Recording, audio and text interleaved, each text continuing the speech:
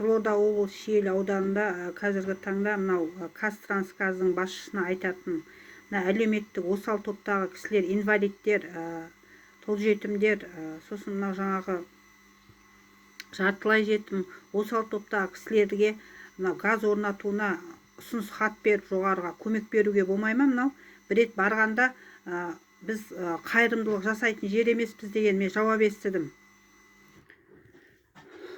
Міндетті түрде қайырымдылық жасайтын жер болу керек емес шығар ол жер. Мынау Қазтрансгаздың басшысына айтатын, жас бала екенсіз өзіңіз. Мынау қалай сөйлеу керек, халықпен қалай жұмыс істеу керек, соны бірінші үйреніп алыңыз сіз. Қайырымдылық емес сізге бұл жер деп осылай жауап бердіңіз барғанда. Абайлаңыз, тіліңізден қағын сотталып кетіп жүрмеңіз бір күні. Мынау осал топтағы кісілер балон жағып отыр әлі. Мынау қатынас хат беріп, контор ашып, көлік беріп, барлығы жекеге өтті дейді. Жекелер ойна келген істеп отыр қазір, ойна келген бағаны айтып. Газ құю бекеттері болсын, мына жаңағы көліктер болсын таситын. Мың саққа жүгірдік осымен. Біресе редуктор орнат дейді, біресе такси жалда дейді, біресе арбамен кел, біресе велосипедпен кел. Неге арнайы көлігі шықпайды мынау газға, газ баллонға?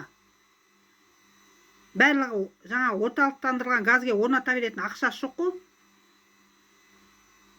Жандарбек, Айтбай, Тұрабаев, Мұрат, Баймұратова, Жібек. Нәлібаевтың назарына ұсынамын мен, облыстың әкімі, прокуратураның назарына. Біз не істеуіміз керек? Ең болмаса контор ашыңыздар, телефон қойыңыздар, хабарласып үйге әкеп беретін. Жеңілдік жасауға болады оны газ баллон тасуға. Не деген сұмдық, не деген масқара? Таксилер бармаймыз дейді, барған күнде де әкесінің құнын айтып отыр. Қазтрансгаздың бастығына, сосын мынау Шиелі аудандық прокурорының назарына, сосын мына жаңағы депутаттардың назарына, әкімнің назарына ұсыныс хат бересіздер ма? Мынау жаңағы газ баллонға конторына ашып, жаңа телефон орнатып, тасымалына.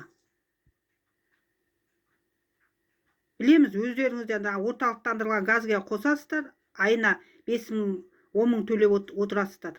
Ал бізге мың саққа жүгіртіп отыр бізді. Біресе редуктор орнат, біресе таксимен әкет, біресе велосипедпен әкет. Мынау көлікке құйып жатыр газды. Ал газ баллонға біз құймаймыз деп отказ беріп отыр көбісі. Сонда біз не істеуіміз керек екен?